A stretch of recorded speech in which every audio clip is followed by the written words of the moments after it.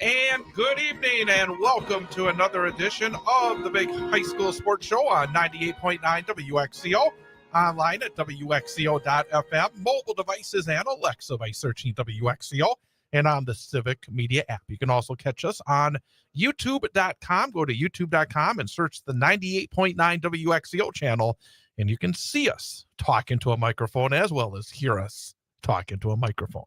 I am Chad Holmes, along with former Wausau West High School head football coach Jason Foster.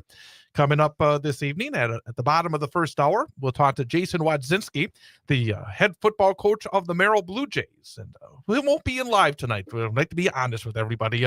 He and I give him credit.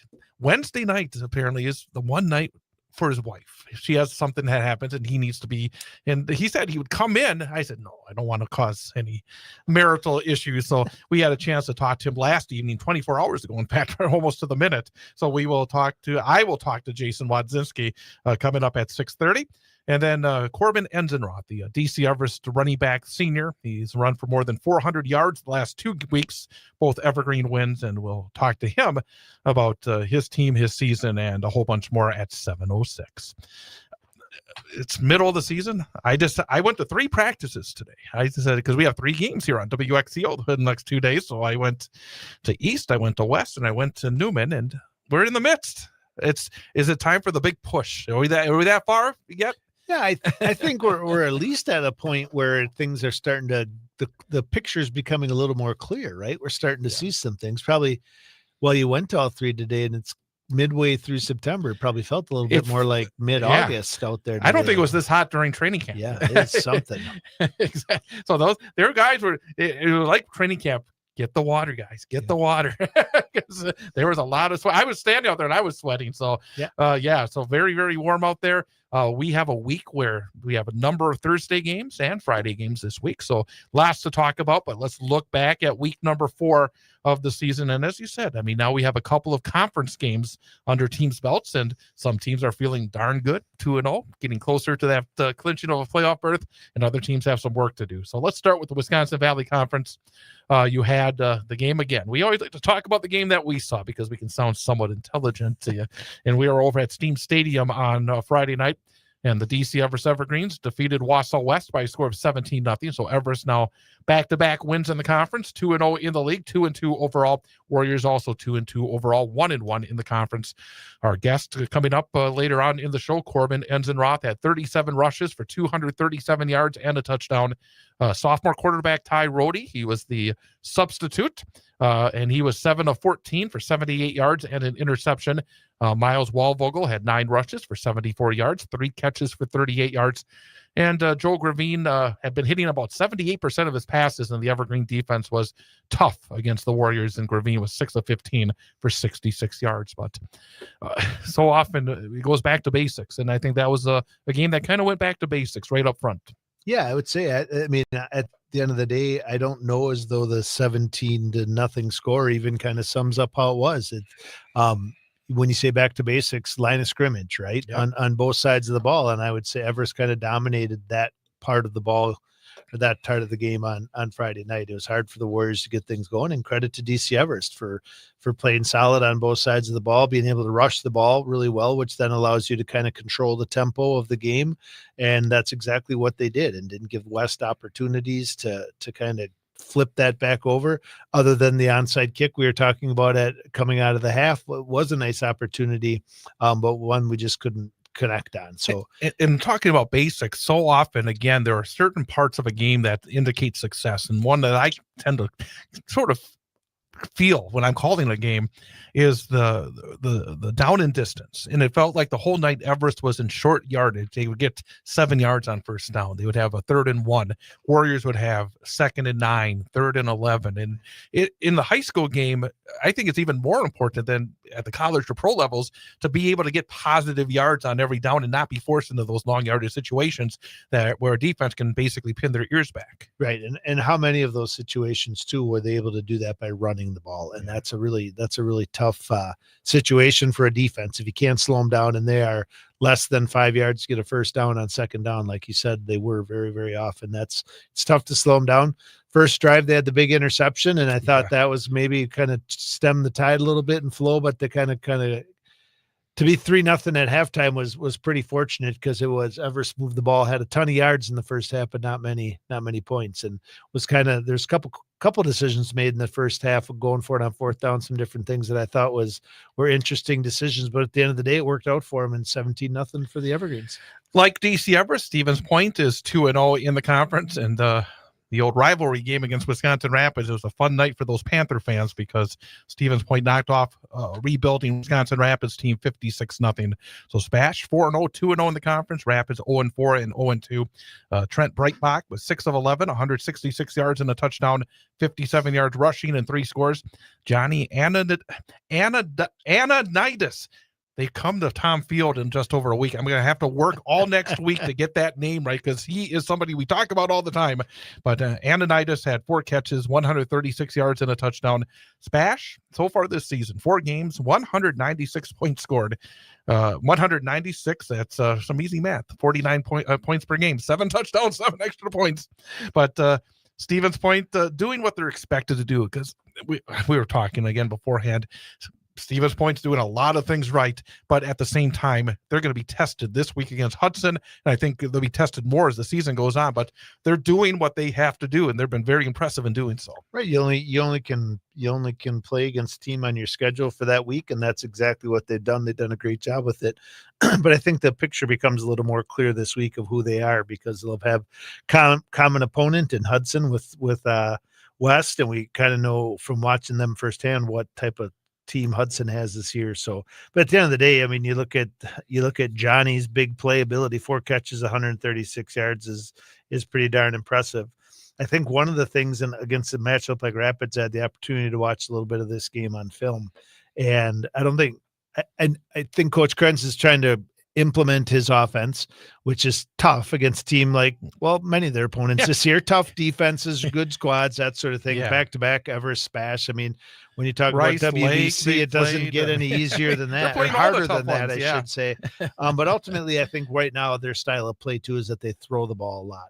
And when you throw the ball a lot and you don't have a ton of success with it, that the clock doesn't move much. Your defense spends more time on the field, doesn't get a very good break from their between possessions of being on the field, and that can make for a tough and long night.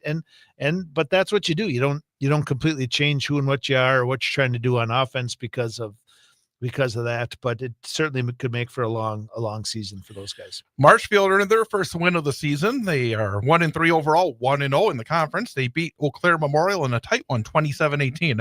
Marshfield scored late to make the score actually a little larger than it was. Eau Claire Memorial still looking for their first win. Hayden Carlson had a big night for Marshfield, 19 rushes, 234 yards and a touchdown, added 3 catches, 54 yards, and a big 91-yard kickoff return for a touchdown as well. Still 2 quarterbacks for Marshfield. Ethan Femmel, 6 of 13, 75 yards and a touchdown. Trevin Price had 6 of 11, 67 yards for Marshfield. 2 big rushing nights for Memorial. Mason Lauscher, 19 rushes, 154 yards. Cole Holzinger, 24 rushes, 135 yards and 2 touchdowns. Bottom line is Marshfield needed that one, and that's a huge win for Marshfield.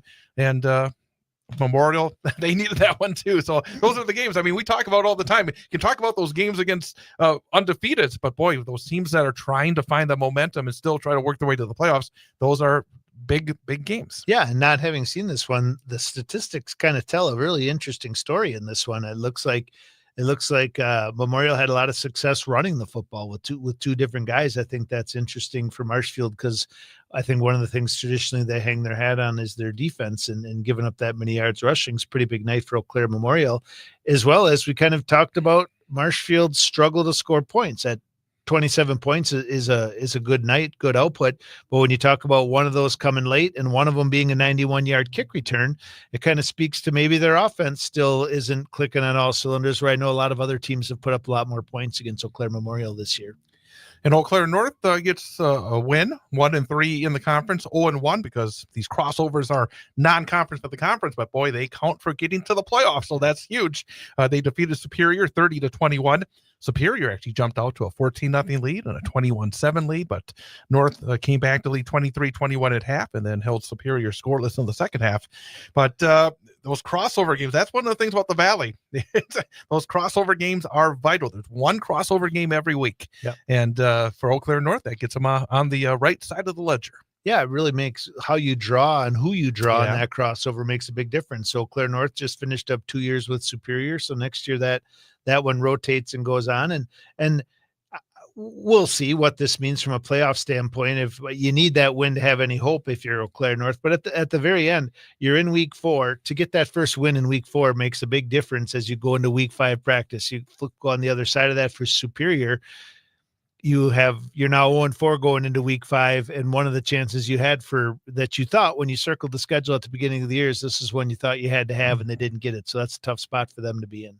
Great Northern Conference. Rhinelander went to Tom Field and knocked off Wausau East 28-14. Rhinelander 2-2, 1-1 in the GNC. Wausau East 1-3, 0-2 in the conference. East jumped out quickly. They forced turnovers on the first 2 drives and were able to convert, led 14-0, but then Rhinelander pounded it. Cyrus Leisure, 15 rushes, 116 yards and a touchdown. Ben Olson, 3 catches, 63 yards and a score.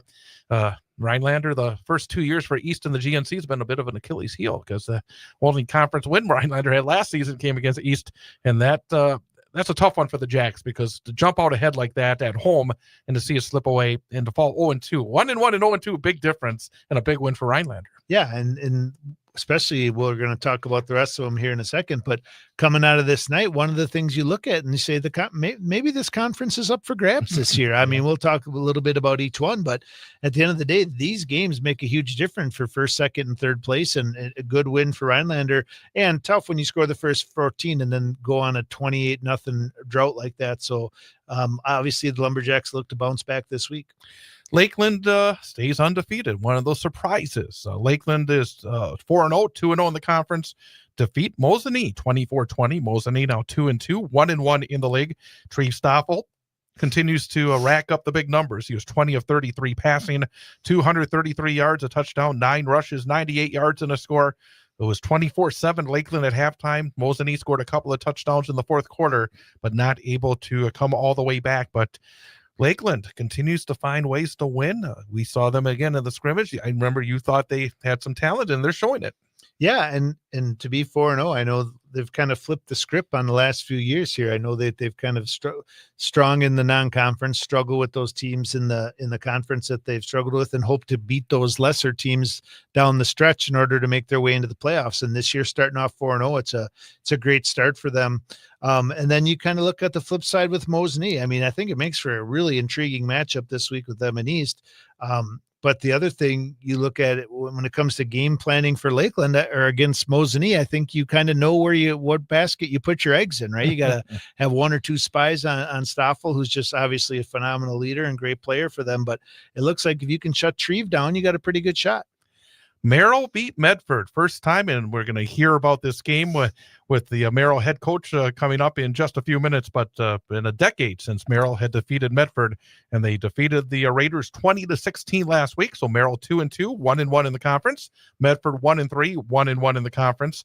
Cole Rudai was 11 of 18, 182 yards and 3 touchdowns. Kanan Yankee 21 rushes, 89 yards. Keelan Allen 4 catches, 79 yards in the score. Noah Klug, 11 tackles, and Merrill for 6 turnovers in that game. One of the things I asked the coach when he came in last night is, you forced 6 turnovers. How would you win by only 4 points? But it doesn't matter. 4 points is 4 points, and great effort for Merrill, especially on the defensive side of the football. Yeah, 6 turnovers is incredible. And when 6 turnovers happen in a game, there's probably a piece of luck. There's probably some really good defense, and there's probably some evidence of maybe Medford being inexperienced and not having as many opportunity or not as much talent as they've had in the past. But I mean, these are the types of wins for a program like Merrill and this group of kids for Merrill that they needed. I mean, what a huge punch in the arm. What a great thing for them to have now both Mosinee and Medford in their rearview mirror have a win against Medford for the first time in 10 years. Merrill's got to really like where they're sitting. Look forward to hearing what coach has to say. And on top of it, I mean, we talk about all the time, what's high school sports about? What is you want to win? Obviously that's your goal, but it's about developing character and building strong relationships. Well, this group of kids from Merrill forever now will be able to talk about their senior year and beating the perennial powerhouse Medford, which not very many GNC Merrill Blue Jay graduates get to talk about, is beating a Medford team. So good for them, and a great memory created that night. And Tomahawk still perfect as well, beating Antigo at Schofield Stadium 49-0.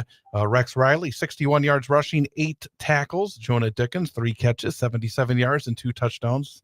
So Tomahawk just keeps on rolling. And again, to see Tomahawk and Lakeland both undefeated and top of the GNC, something we haven't seen in a while, if ever. Yeah, I think you talk about Tomahawk having a tough squad, and year in and year out, you would say that at their best, Tomahawk has a really good season, and this is a super competitive game, and Tomahawk maybe sneaks one out or squeaks one out.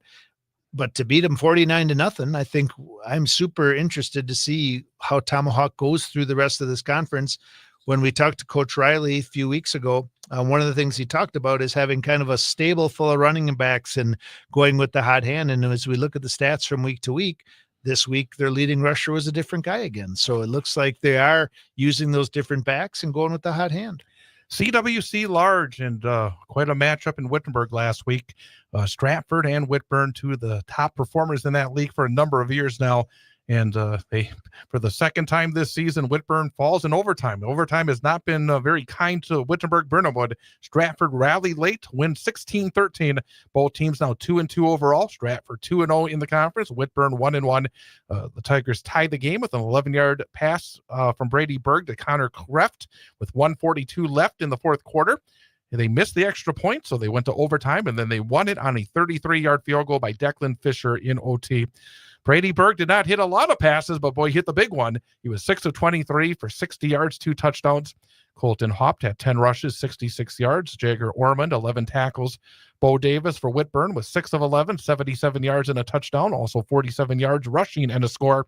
Oliver Fraser, 17 rushes, 60 yards. Has to be a sting for Whitburn to be up late and to see it kind of slip away. And those overtime games, those get old quickly when they lose back-to-back early in the season. Yeah, they're tough. And high school football overtime is so different than it is at any of the other levels. College, man, a little similar to college, but pretty different on the same time. And the NFL, so it's not something you spend a lot of time doing and preparing for, that overtime period. So it's a tricky situation to be in, even trickier situation to be successful in. And this is one, if there is a silver lining for this for Whitburn, I think when they become a playoff team, because when you look at that schedule, they are going to be, I think they're going to be able to reflect back on these games and knowing how that sectional sometimes plays out, that while they lost these games, these are probably really good learning experiences for them. And if they continue to build off them, I think Wittenberg's going to be just fine. And when you talk about Stratford, that's a huge win, right? I mean, they stubbed their toes week 1 and week 2. I would imagine both within the team and in that community, there's been a lot of question marks is what's going on, and the sky is falling, a lot of that sort of thing. So probably really good for Stratford to be able to pull that one out and maybe build off of this victory as they head for that eventual matchup against Amherst. And Amherst is looking very good. 4-0, 2-0 in the conference. They beat Marathon 44-7 last week. Marathon 1-3, 0-2 in the league. Aiden Nairdahl, he's a junior. He's a running back. He had some big plays. He had a 65-yard touchdown run on the third play from scrimmage, a 61-yard touchdown run on the third play of the second drive, added a 78-yard touchdown run with under 20 seconds left in the half. Had another run, because I was kind of looking at the tape of this one, of more than 40 yards in the first half. I have not been able to find any final numbers, but I know with those kind of runs in the first half, he had a lot of yards. 25-yard touchdown pass from True Thurs to Garrett Bracewell in the first play of the second quarter made it 15-7, but Amherst would respond with a Michael Godowski touchdown run, and they went on to score the final 29 points of the game. Nairdahl, 4 TDs on the ground, but Amherst has been very impressive early. Yeah, and to be able to rip these big plays off, running the football like that, obviously that's the type of stuff that both conference championships and deep playoff runs are made of. And Marathon's been a decent team, right? I mean, 1-3 doesn't show up, but definitely a much improved team from last year. They seem to be healthy. So I think this is kind of a statement win for Amherst. Not that Marathon's in the top of that conference by any means, but I think Amherst is kind of sending a message right now that they're not messing around, and maybe they're back to being number one. Loyal Greenwood undefeated. And again, I mean, we see a number of teams in central Wisconsin that have struggled. When you look at teams like Tomahawk and Lakeland, and here Loyal Greenwood 4-0, 2-0 in the conference, shutting down Colby 32-6. Colby, after winning their opener, have lost 3 games in a row. They're 0-2 in the conference. Jake Lindner, 12 rushes, 139 yards, and 3 touchdowns. Luke Canula, Colby, 21 rushes, 95 yards, and a score. But Loyal Greenwood, they're going to be tested. They got to still have what you call the beast of that conference coming up. But boy, they have put themselves in a nice spot. Oh, for sure. I mean, when from a preseason, from a confidence standpoint, I mean, I guess where else could you possibly be at this point? And I think they've definitely made the case that we're going to watch the rest of these games and not be surprised when they have success on both sides of the football. So great start for Loyal Greenwood. Continued tough road for Colby, it appears, maybe taken a step backwards this year, but it's going to kind of be interesting to see these matchups with Loyal Greenwood and how other teams prepare for them down the stretch. In fact, Amherst visits Loyal this week, so that we'll find out a lot more about them. That's but one of the things that's really cool is I don't imagine that they've had this kind of game there in a while, where a team like Amherst that's perennially a conference stalwart comes in, and that's what you love to see. Some enthusiasm. Yeah, for it. Be a Friday night where there's a lot of energy, I imagine. And I've been to Loyal and done games in Loyal back when they were in the Cloverwood with Newman. It's different than what Amherst usually deals with. Well, and I also think that we talk all the time about perennially there's teams who are at the top of these conferences. Teams are looking to knock them off, but also within these conferences, you're looking from going from the middle 3 to the top 3, from the bottom 3 to the middle 3, or whatever the case may be. I think this is the type of thing for Loyal. This is a measuring stick, right? We talk about that. Obviously, Vegas, we know where the money's probably going to be this week, but they come out of this game healthy. Amherst is now in your rearview mirror, and some of those other matchups might look pretty good. And then finally, Weyauwega Fremont, now 3-1 overall, 1-1 in the conference. They bounced back from their first loss, that tough one at Wittenberg a couple of weeks ago. They went to a Spencer Columbus and won 29-15. Spencer Columbus now 1-3, 0-2. Carter Burdishaw from Weyauwega was 20 of 31, 146 yards in a score. Bryce Magdens had 9 catches, 73 yards and a touchdown. Weyauwega is a little interesting because you look at the wins they've had. They've all had been really good numbers. Their quarterback had some poor numbers against Wittenberg-Burnwood, a good football team.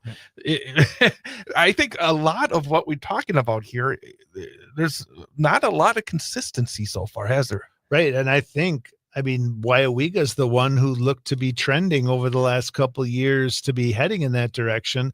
And I was kind of surprised with the Wittenberg score last week, because they definitely had a rough one. Good to see him bounce back. And I feel like Spencer Columbus 1-3, 0-2 has also showed some signs of life this year. They've been much more competitive than they were last year. So certainly something they can hang their hat on as well. Yeah, they were tied at Stratford 2 weeks ago at halftime, and they've played much better football so far this season as well. We'll get more of the results from last week a little bit later in the program, but coming up again at 7:06. It will be Corbin Enzenroth, the DC Everest senior running back, as our student-athlete guest. But coming up next, we'll have our coach guest, Jason Wadzinski, the head football coach of Merrill. That is coming up. It is the Big High School Sports Show here on 98.9 WXCO.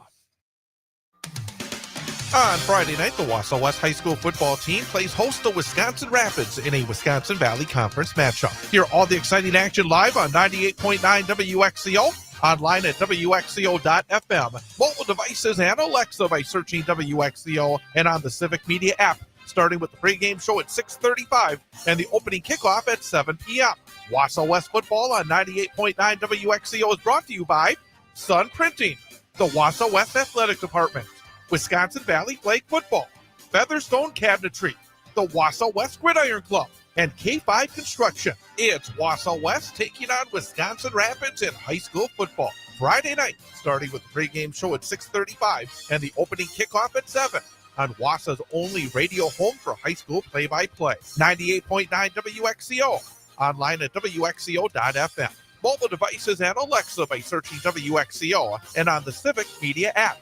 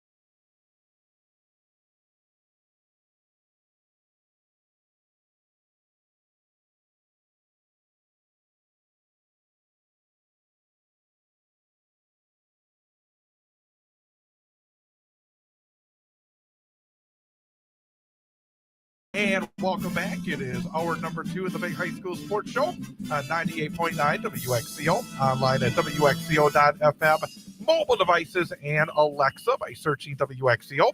I'm Chad Holmes along with Jason Foster, and we got 28 minutes without you with Coach Wadzinski from Merrill. So Yeah, you got a little long-winded when I wasn't there. That's what I took away from that. I had so many questions to ask, but now for our second guest here tonight, DC Everest running back senior Corbin Enzenroth. Corbin, thank you for coming on over. Yeah.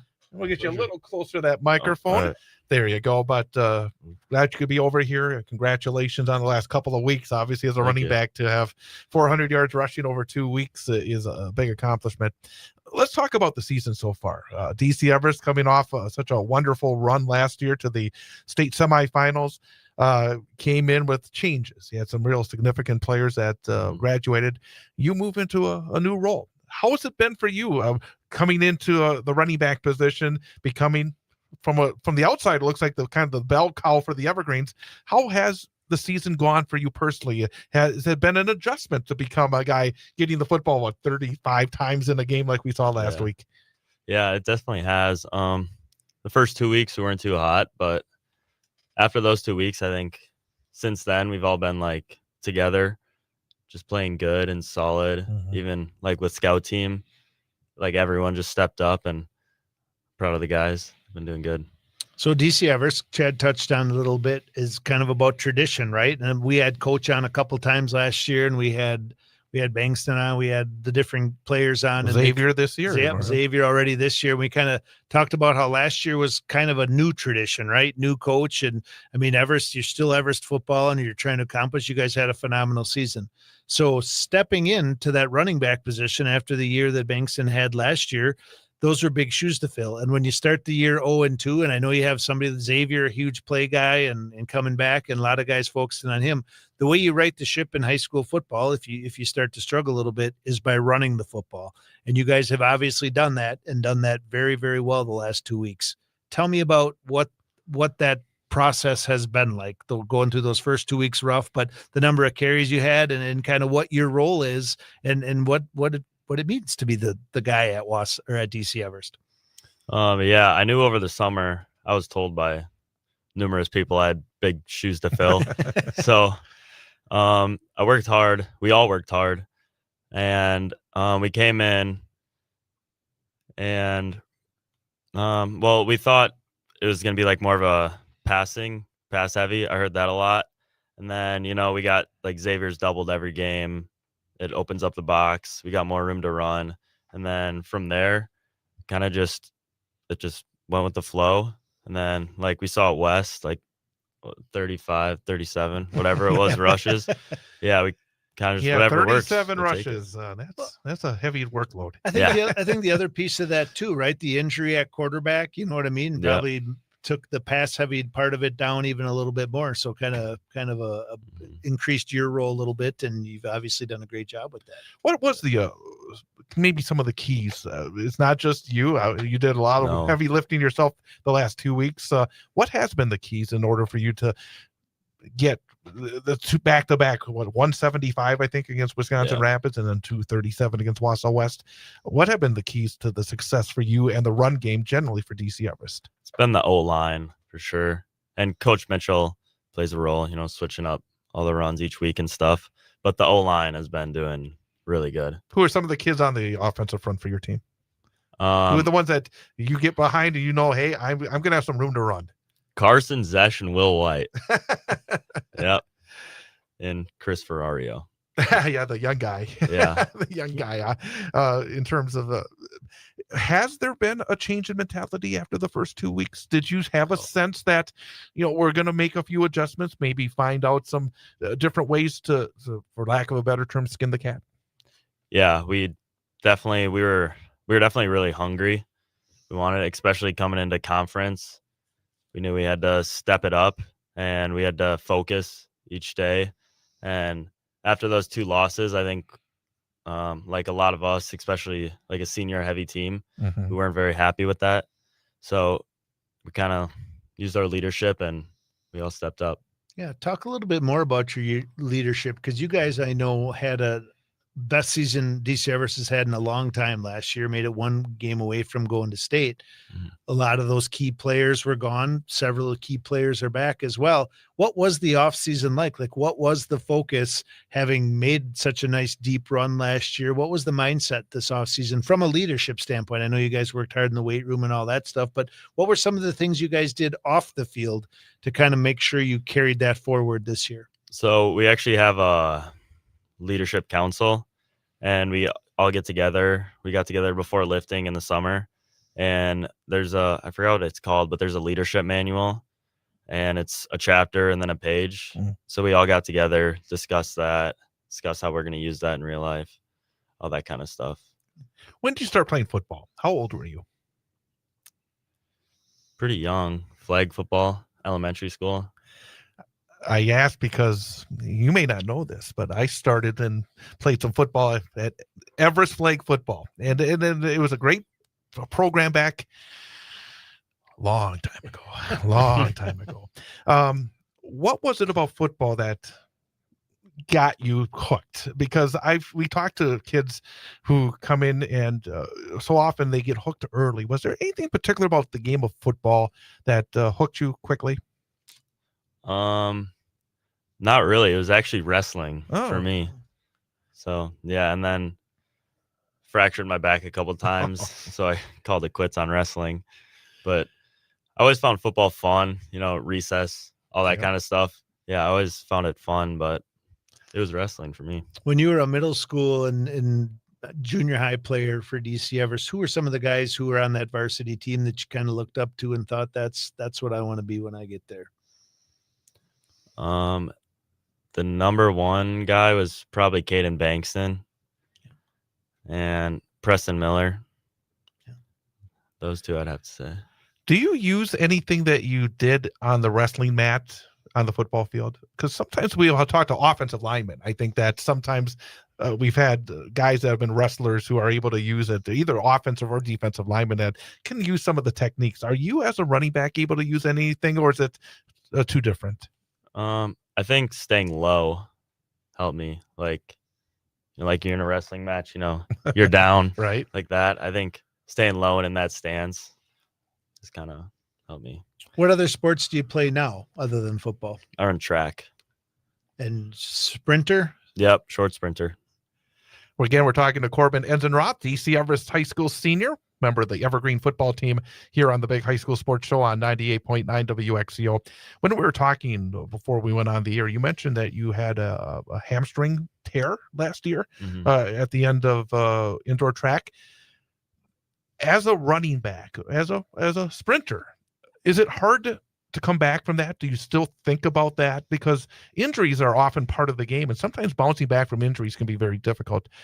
Was there any issue both physically and also mentally in terms of going 100% without the fear of maybe re-injuring yourself? Yeah, I had PT throughout like all summer, so I did what I could. But the first couple weeks of football, I had to wear like sleeves and stuff, and I could definitely still feel it, but it kind of just went away. I got to get stretched out. I got to get my hamstring stretched out some practices, but other than that, it's fine. Is there a lot of guys, when you say you run track and football, is there a lot of crossover? A lot of guys play both, and what does that you think help make both of those teams better with a lot of guys playing both those sports? Yeah, I think so. That's kind of the reason I joined track, Hmm. and then I was decent at it. So I think a couple of us all joined track because of that. Stepping away from sports for a few moments, what's your favorite class in school? Sports and history, Hmm.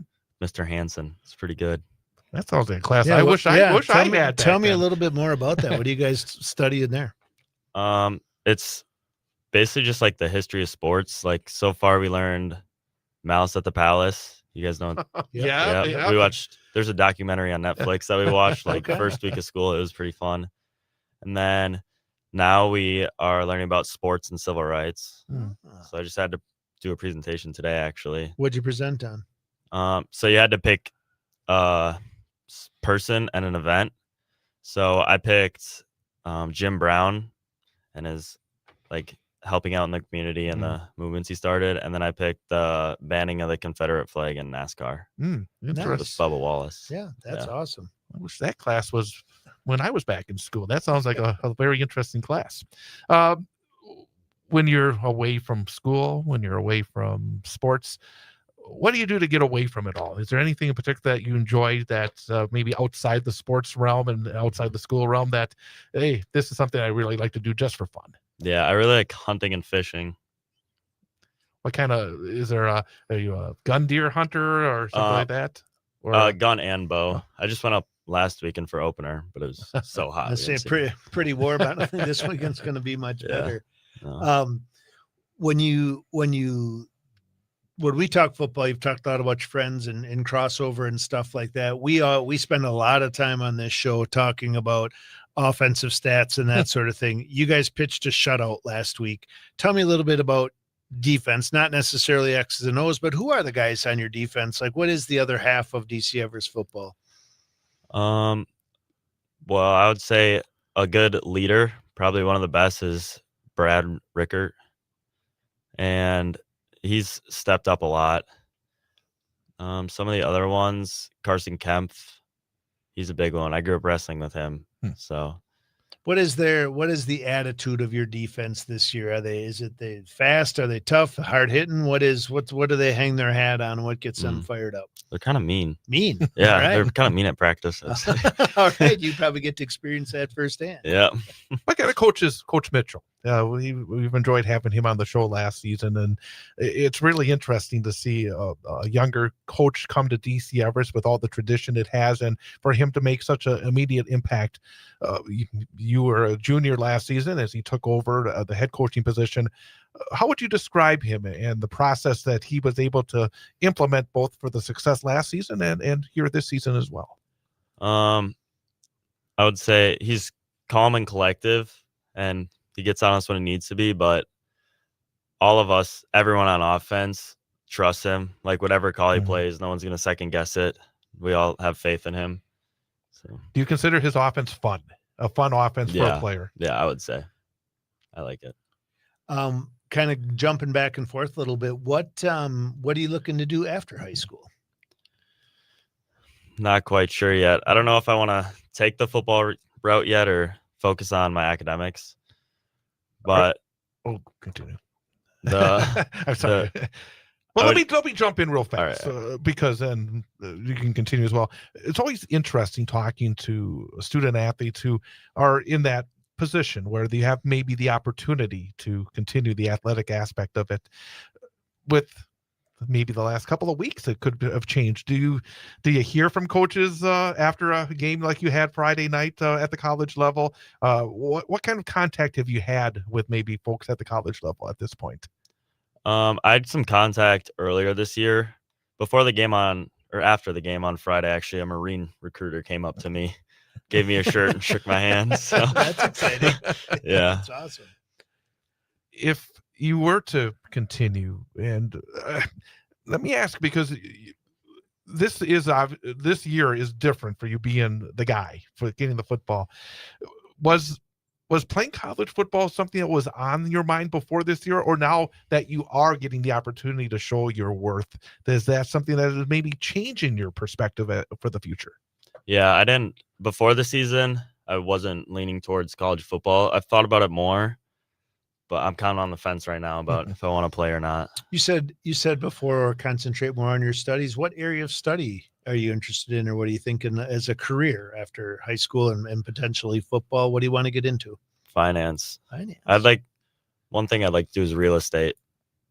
I think that'd be fun. Fantastic. Yeah. Is there anybody in your life that's been involved in that maybe got your interest in it? Do you have family or friends that or you've seen in finance, or is this something that just came to you? It just came to me, kind of.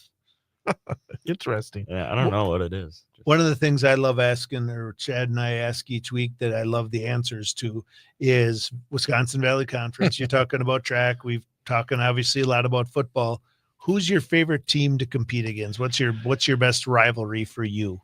By the way, I saw a social media post from you last week, so I got a sense here. There's some, yeah, it's West. It's and everything. Yeah. How did you put it? I think you said this is a fun week or something like that.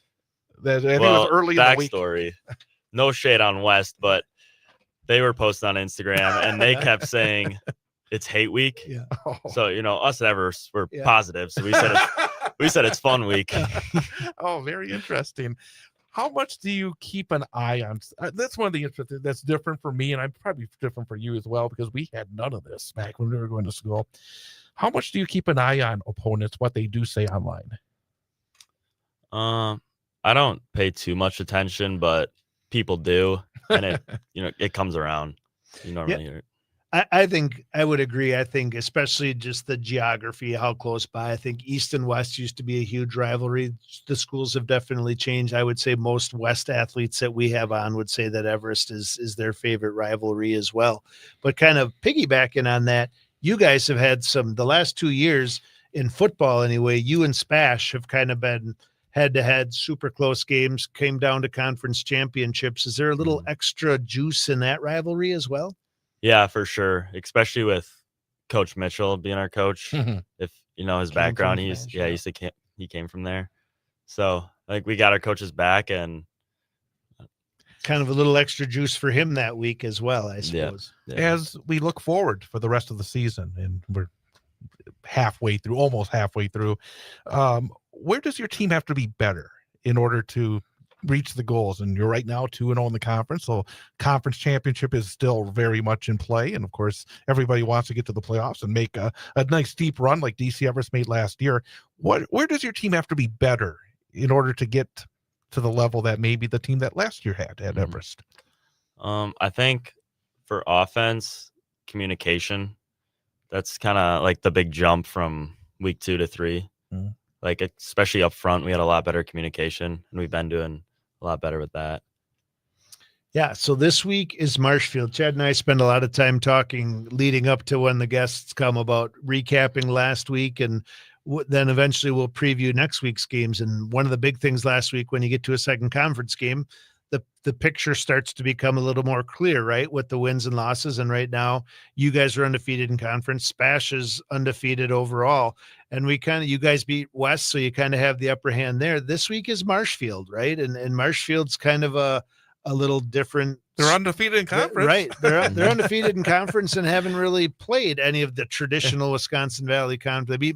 They beat Eau Claire Memorial last week, but Marshfield, a program with a ton of tradition and success, maybe not so much the last couple of years. So what's the mindset? I know almost every athlete comes in, as they should, says we only care about who we're playing this week and the next game. For you guys, that's Marshfield. What has this week been like? What are you expecting Friday night from Marshfield? We're expecting they're gonna fight hard. We'll fight harder. It's kind of how it always goes. But I don't know. We're kind of expecting the same as every week.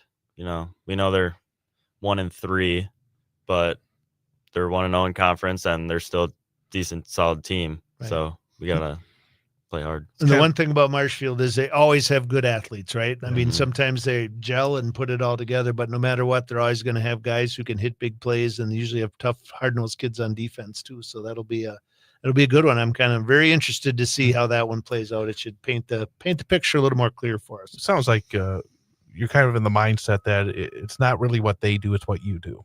It's about executing when you have the football, doing the things that in a lot of ways you did the last couple of weeks.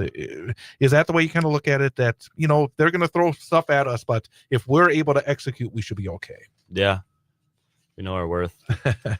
Jason, anything else before we ask the final question? No, it's been exciting to watch. I mean, when we get preseason and we recap last year and we kind of talk about what's coming this year, the question marks at DC Everest was who's going to be replaced at quarterback, who's going to replace the running back. So it's been exciting to watch you have such a great start to the year. So congratulations and good luck the rest of the season. Thank you. And we have one final question, which we always ask to our student athlete guests, especially those who are a senior, who are getting towards the end of your high school career, and especially those who have been involved in multiple sports. Based on what you've learned since you started your athletic career at DC Everest, and if you had a freshman either in football or track and field that would say, what piece of advice could you give me to make my time at DC Everest and in the DC Everest athletic program the best possible? What piece of advice would you give to a freshman based on what you've learned over the last number of years? Right now, I would tell them not to take it for granted. It hasn't hit me like a lot yet, but I know we only have a couple more weeks of football. And I would tell them show up. That's a big one. Show up and work your hardest. Very good. Congrats again. Last 2 weeks you put up some really massive numbers, and I know it's not easy in the Wisconsin Valley Conference to put up those kind of numbers. So congratulations on the success. Best of luck as you continue the rest of the season, and then in the spring as well. And thanks for popping on by. Thank you. Absolutely. Corbin Enzenroth, DC Everest Evergreen senior running back, joining us as our student athlete guest this week. We're going to come back. We're going to finish our recaps of last week's games and then look ahead to week number 5 coming up. It is the Big High School Sports Show on 98.9 WXCO. Are you passionate about local high school sports? So are we. WXCO 98.9 FM is proud to be the only station in Wausau bringing you live, play-by-play coverage of high school sports, game after game, season after season. But we can't do it alone. We are currently seeking local sponsors and community partners who believe in the power of sports to bring people together, inspire youth, and energize our hometown pride. Promote your business, support our local athletes, be heard by thousands of loyal local listeners. If your business is interested in supporting live sports broadcasts while gaining valuable exposure, now is the perfect time to become a WXCO sports sponsor. Message us on our Facebook page or call or text our sales rep, Aaliyah, at 608-573-1597. That's 608-573-1597. Let's keep Wausau High School sports on the air together.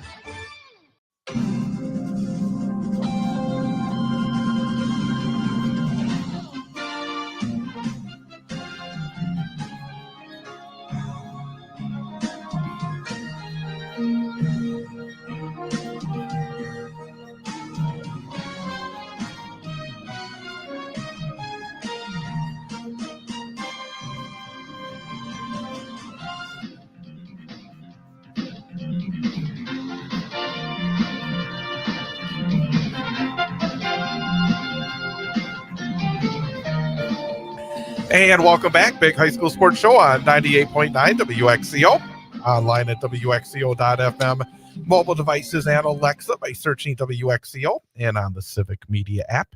With Jason Foster, I'm Chad Holmes. And again, always great to have our guests come in. And sorry you couldn't be with us for Coach Jason Wadzinski, but he was terrific. And then, of course, Corbin Enzenroth as well. And it's not easy to get 400 yards in the Wisconsin Valley Conference over a 2-week span. So he's off to a flying start in the conference. Yeah, and I love kids from programs like that and coming off the year they had. Obviously, we talked a ton last year about Coach and how he had kind of created the new tradition there and how much kids like playing for him. But in a program like DC Everest, or we talked about Edgar and Stratford, and I'd like it's when that superstar graduates and it's your turn, what are you going to do with it, right? Are you going to be the guy, or are you going to give Coach the opportunity to give somebody else a chance to be the guy? And it looks like he's done a great job of taking the reins and picking up where Bankston left off. Let's finish up talking about last week. We are up to the Merrillwood CWC. And Edgar took on Marquette Academy of Illinois. It's a normal Edgar football game, I tell you. It's like we're back in 1973. It's like back before the offensive explosion, because every week Edgar doesn't really score a lot, but boy, their defense is stingy, and they were able to beat Marquette Academy 9-6. It went right down to the wire. A 24-yard field goal by Anthony Trewicki with 3.7 seconds left, broke a 6-6 tie.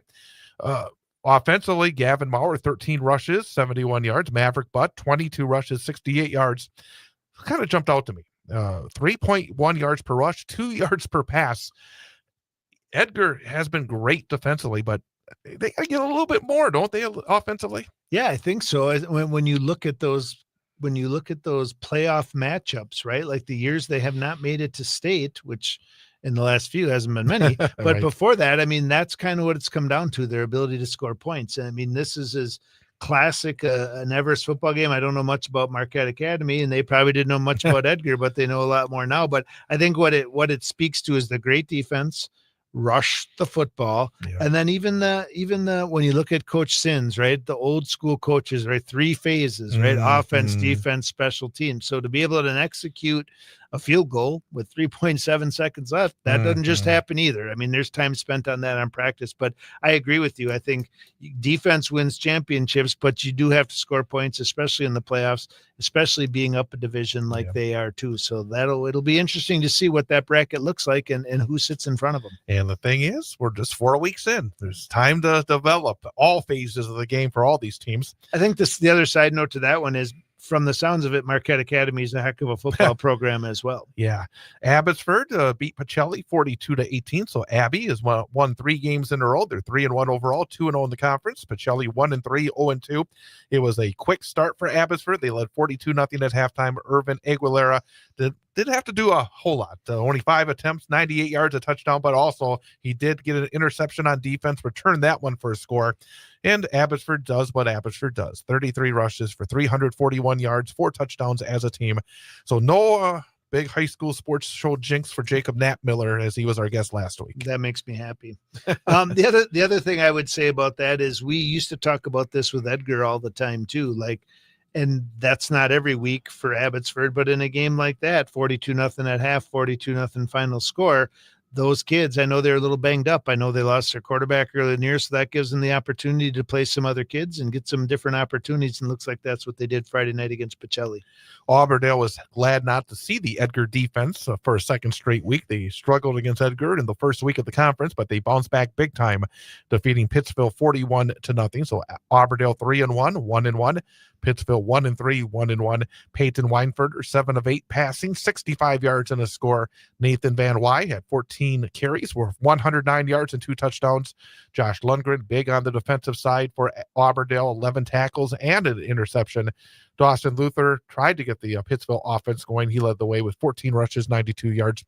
Auburndale just, again, very consistent. The last few years, they've, when they win when they're supposed to win. They just come out there and they do it, and another solid effort for them.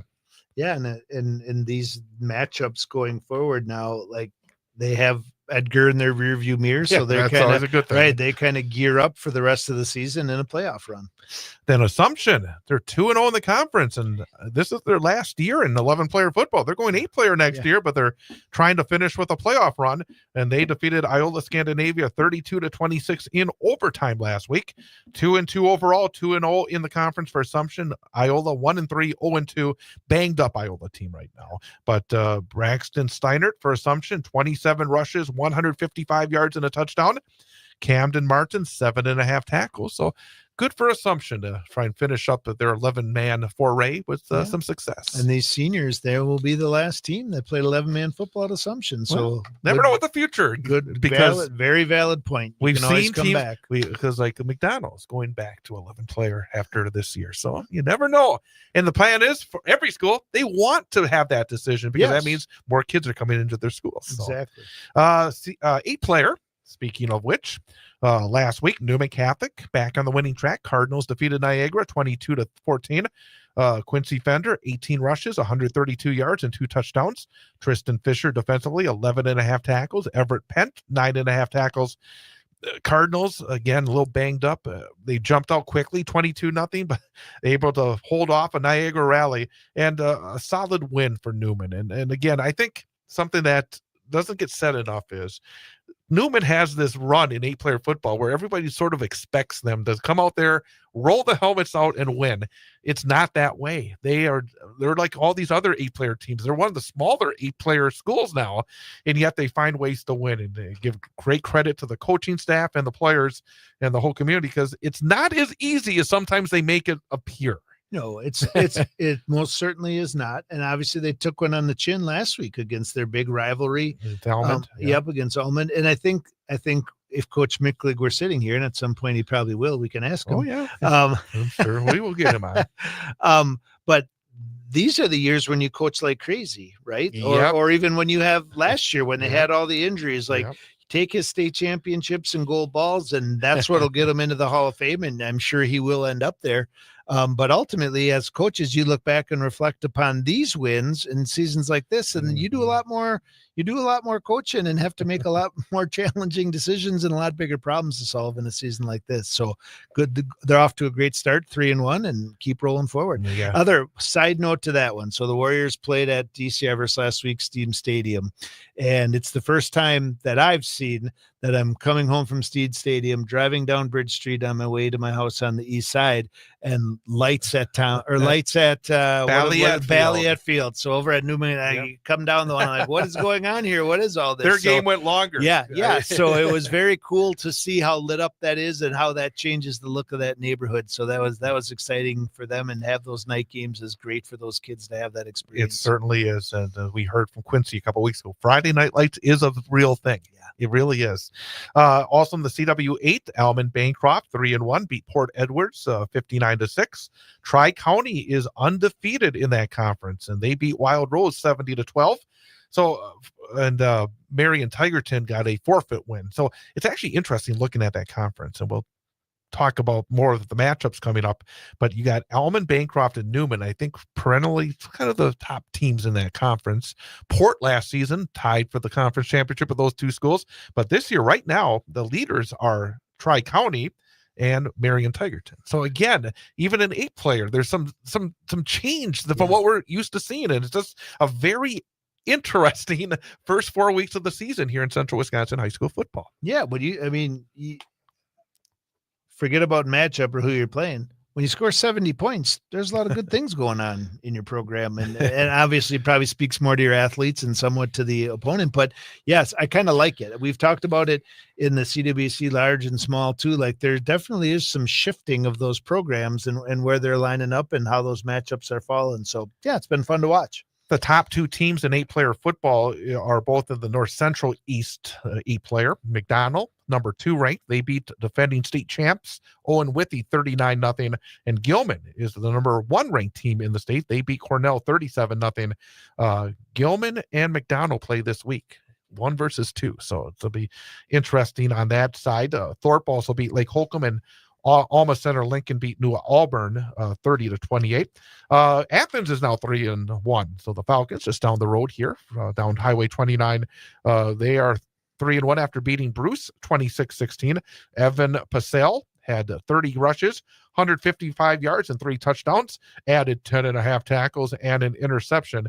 That's almost a similar to what we see with Treef Stoffel, filling those stat sheets. He sleeps in Saturday mornings, it sounds like. And then also Phillips beat Rib Lake 42-18. Phillips 3-1, Rib Lake 1-3. Chequamegon Butternut Mercer 54, Prentice 30, and Flambeau stays undefeated. They beat Hurley, who's now 3-1, 40-8, and Flambeau 42-8. So Flambeau's a team to keep an eye on as we get closer and closer to the new 32-team playoff, which will be in 8-player football this year. So that is the recap of week number 4.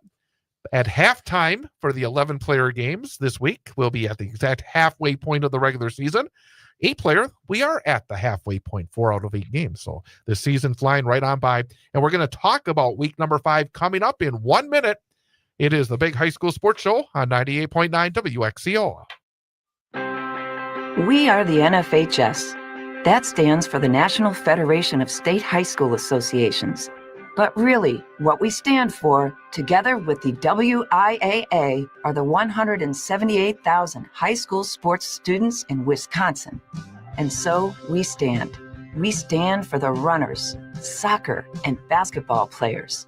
We stand for their coaches, administrators, and officials. We stand for the swimmers, football players, and wrestlers. We stand for the golfers, softball, and volleyball players.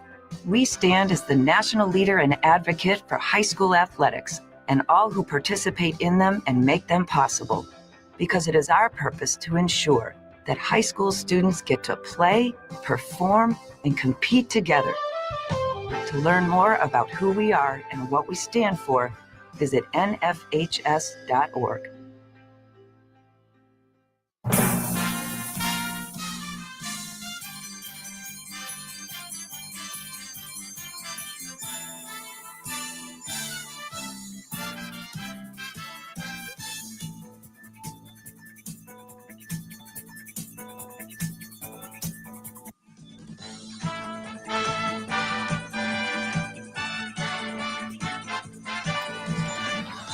And welcome back. Big High School Sports Show on 98.9 WXCO. Online at WXCO.FM. Mobile devices and Alexa by searching WXCO, and on the Civic Media app, and again on YouTube.com on the 98.9 WXCO channel. With Jason Foster, I'm Chad Holmes. Week number 5. And as I said earlier, some action tomorrow night. In fact, we will have a game for you right here on 98.9 WXCO tomorrow night, and 2 more then on Friday. But let's start with the Wisconsin Valley Conference, and the big game is a crossover game. It really is a very intriguing game as the Hudson Raiders make the trek over to Gerke Field, take on the Stevens Point Panthers. Hudson 4-0 after a nice win against New Richmond last week. Stevens Point, as I said earlier, 49 points per game offensively on their 4-0 start. Panthers and the Hudson Raiders. Yeah, I would have to say that Spash is probably sick and tired of us saying they haven't played anybody, so they're probably right. excited to get one. I would say this, this one I think really will kind of give some clarity to where both of these teams are at, because when West played Hudson, I mean Hudson won at the end, kind of going away, but it was a football game for most of the game. Spash has not really been challenged. So I think this game will kind of tell us quite a bit more about who Hudson is. And then I think it'll also tell us quite a bit more about how the Wisconsin Valley East kind of matches up as we move forward. Absolutely. So again, that game Friday night, 7:00 kickoff at Gerke Field. Then DC Everest will try to be 3-0 in the conference, move into first place by themselves, because that will be a non-conference game for Stevens Point.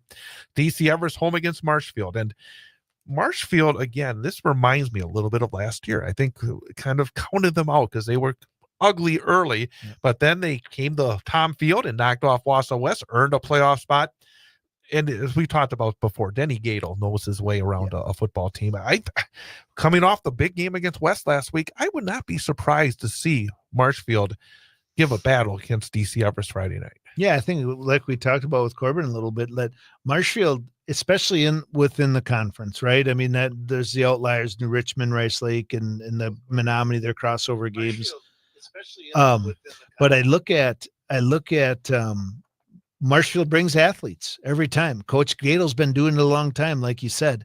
And I think Everest is definitely the favorite in this one. But the other things we talked about both off air and on this little bit, when you talk about playoffs, and you just mentioned it again too, how they would kind of write them off for dead early and then they found their way in. I think when you talk about Marshfield, Rapids, North, Memorial, probably throw West in there at this point too, until they get a couple more wins under their belt. Like, these games really make a huge difference as far as not only how the conference lays out, but who gets in with the 4 wins probably for sure. And then you kind of creep down into who might get in with 3 wins. So games like this are really big, and Marshfield has to start looking at the possibility of who do we steal one from in order to get enough wins to guarantee ourselves getting in. This would be a great place for them to start. Wisconsin Rapids at Wausau West, 6:35 p.m. airtime Friday night, right here on 98.9 WXCO, WXCO.FM, mobile devices and Alexa by searching WXCO, and on the Civic Media app. Lincoln is 0-4, 0-2. Warriors 2-2, 1-1. Warriors are 2-0 at Tom Field so far this year. They've done the job when they've been the favorite. They've come up short when they've been the dog.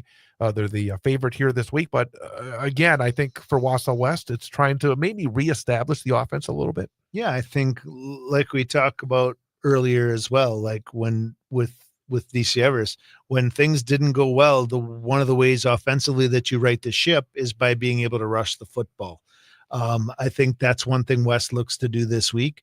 Obviously, Rapids struggled again to stop the run last week, so that's kind of something West will look to do. On the flip side of it, Rapids is looking for one good win to kind of light that fire under Coach Krenz and a new staff and a new traditions and everything they do. And they watched the game last week and they think that they've been chucking it a lot, but maybe their game plan changes a little bit and they look to run the football a little bit more this week. But it's a little bit of an intriguing matchup. West looks to get right and Rapids looks to find that first win for the program. And the other game in the conference is from the western part of the conference now. We talk about Eau Claire and Eau Claire Memorial and Eau Claire North. Memorial hosting North. And I was saying during the break that with that win last week, North has 1 win towards playoffs. here's a great opportunity for number 2.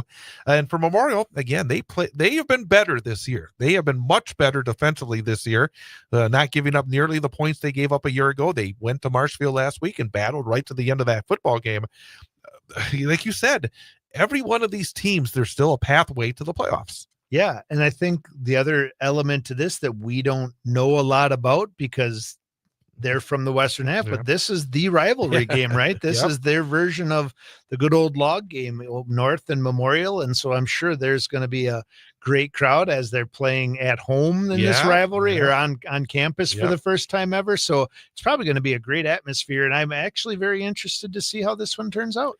Great Northern Conference, and 3 of the 4 games are tomorrow night. So some early high school football action. And tomorrow night, 6:35 airtime right here on 98.9 WXCO, WXCO.FM, mobile devices, and Alexa by searching WXCO. And on the Civic Media app, it's Wausau East at Mosinee. Wausau East 1-3, 0-2 in the conference. Mosinee 2-2, 1-1 in the conference. I think both these teams feel they're still very much in it because there's still those high expectations. But boy, this turns into a significant game. And I think, again, we've talked about this with some of the folks from East and Mosinee.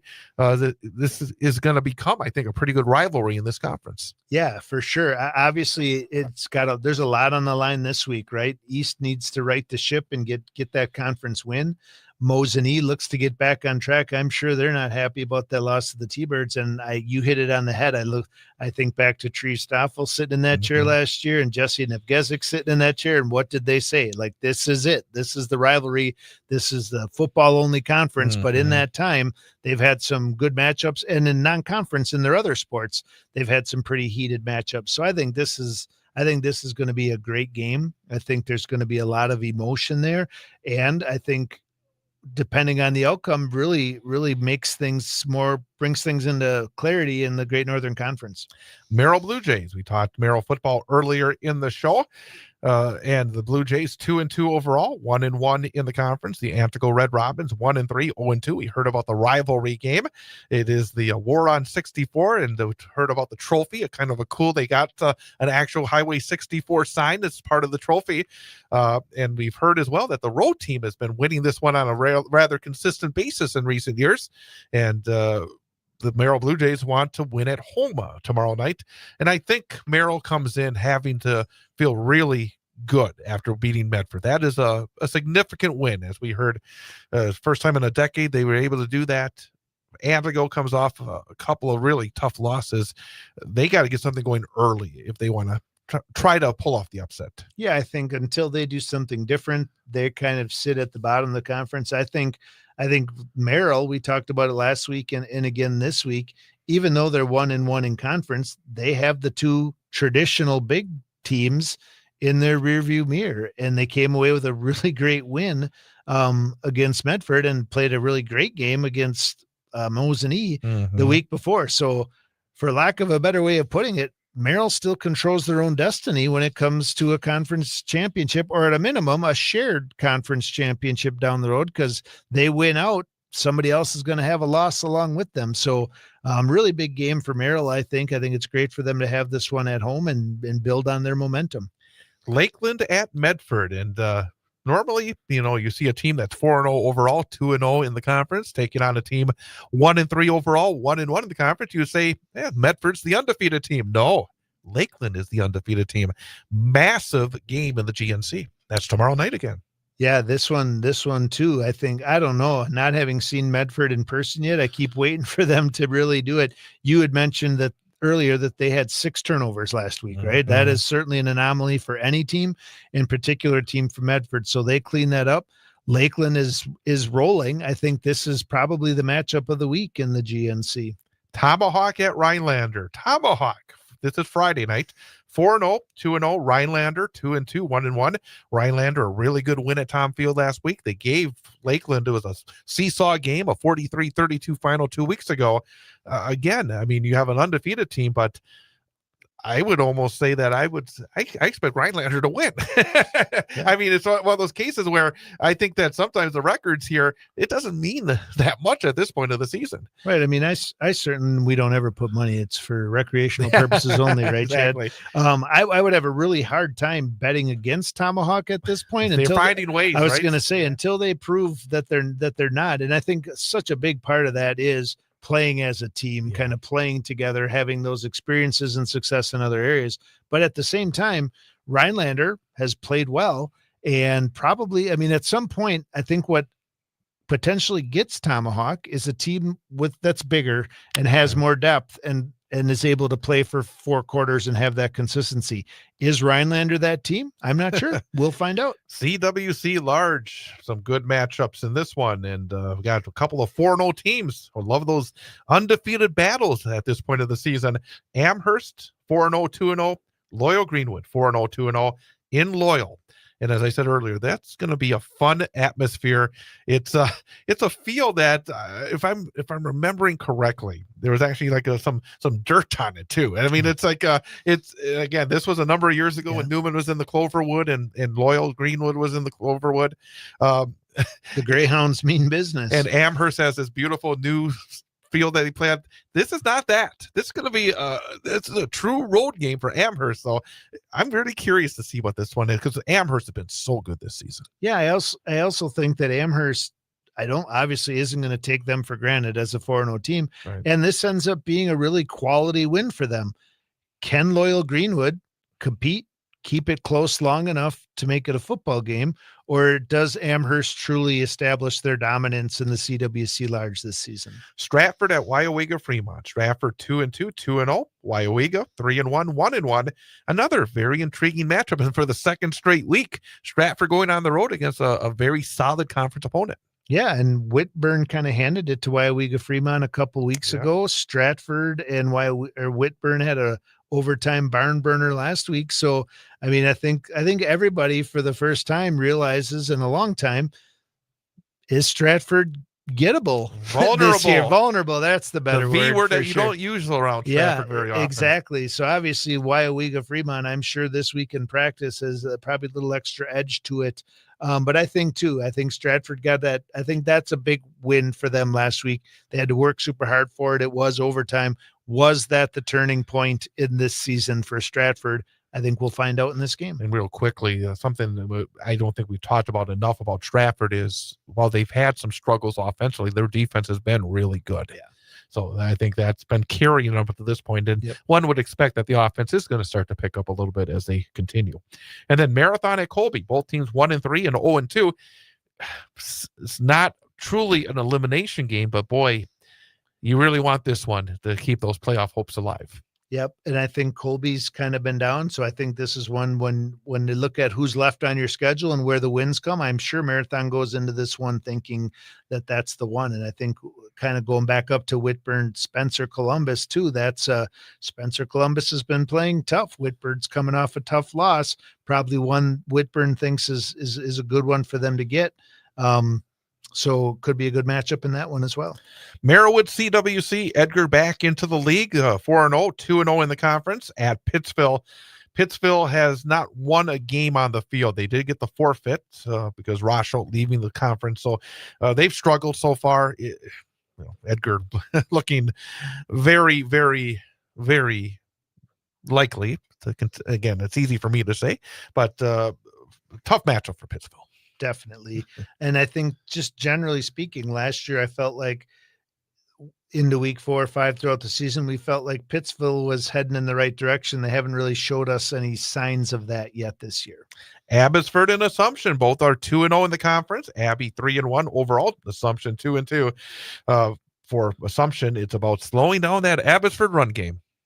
Yeah, and that's a really tough task. I don't know exactly what Assumption's depth is, other than to say it's probably not great as they look to go 8-man moving forward. So I would say that's a tall task. That's going to be a really full defensive box against Abbotsford, but no one else has really been able to slow them down to this point. So it could be a tough night for Assumption. Auburndale gets their conference forfeit, as this was the week they would face Rosholt, but They face Bark River Harris, and I went and did some research on Bark River Harris. They're from the UP. Yes, So they they're are. I remember them from my days I at guess you would Northland know Pine. them. We never played them, but they were in the shoot, what the heck was the name of the conference? We had a large and small. It was the West Pack, so the Western Upper Peninsula Conference, and then they were in the smaller version of that. So they played like Lakeland and Hubble and Ontonagon and some of those other smaller teams up there. I should have known you would know about them being up north.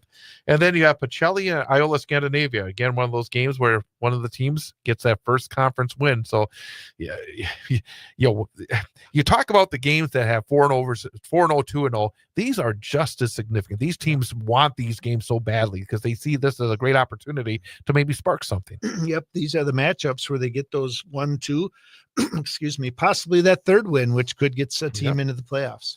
And then we look at 8-player, and there's some good matchups in the CW8. As we mentioned earlier, teams like Newman Catholic and Almond Bancroft and Port Edwards, the tri-champs a year ago.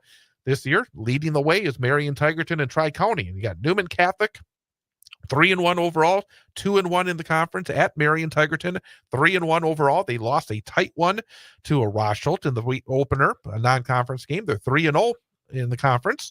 The game will be heard on the Sports 2 stream of WXCO.FM and the Civic Media app, starting with the pregame show Friday at 6:40 and also on tape delay following the Wausau West game. But not an easy road trip for Newman Catholic as Marion Tigerton trying to stay undefeated in the conference. So Cardinals a little banged up, but it's going to be a good one, I think. Yeah, it'll be interesting to see. I mean, sometimes when you have some success like Marion Tigerton, haven't had it in the past, it's hard to maintain that when you play a team who does have that pedigree and that style of coaching. So this should be a great matchup, and not looking too far ahead, but jumping down to that next game too. Like there's the potential after this week, if things really went, there could be 4 teams who are 3-1 sitting in the top of that conference. You're exactly right, because Tri-County 4-0 overall, 3-0 in the conference at Almond Bancroft, 3-1 and 2-1. Almond's only loss came to Marion Tigerton a couple of weeks back. As coach said, I mean, we got 3-0, 3-0, 2-1, 2-1. If the 2-1s beat the 3-0s, then all of a sudden 4 teams are at 3-1. So another very interesting game. I think also that Tri-County game being in Almond Bancroft, as Newman would report, that's a tough place to play football. So that could be a good one. You're exactly right. And North Central East 8, McDonald and Gilman. And I said it, you don't get this too often. Number 1 ranked team in the state in this week's coaches poll, Gilman. Number 2 ranked team in the state, McDonald Central. So the thing about it is now with 32 teams in the playoffs, I think both teams are well on their way to making the postseason. But it does give a rather intriguing midseason look at some of the best teams on 8-player football. Yeah, this should be a great matchup. These are always the ones that, and rankings even through 4 weeks, are suspect at best. We know that, but this is one of those games when you look at it, you just want it to be a great game, right? You want it to be a 40-42 or whatever the case is.